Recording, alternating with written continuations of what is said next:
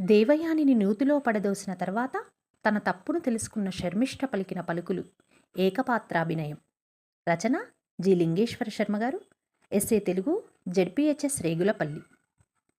ప్రియసఖి దేవయాని, మన శరీరాలు వేరైనా ప్రాణాలొకటిగా, చిన్నతనము నుండి మిన్నగా, ఆనందముగా, హాయిగా, కష్ట సుఖాలలో తోడు నీడగా, స్నేహ పరిమళాలు విరబోయగా, ఆటపాటలతో అల్లరి చేష్టలతో కమనీయ బంధమై, విడిపోని చిరకాల స్నేహమై, అపూర్వ స్నేహబంధమై వెలుగొందిన మన స్నేహబంధాన్ని మరచి వలువలు మారినంతనే పలు విధాలుగా నిందించి తినే నిన్ను.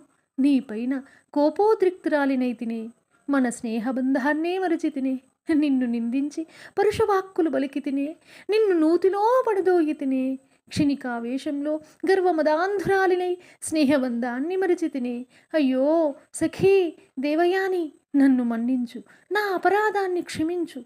ఇప్పటి నుండి మనిద్దరం స్నేహితులుగా మెలుగుదాం.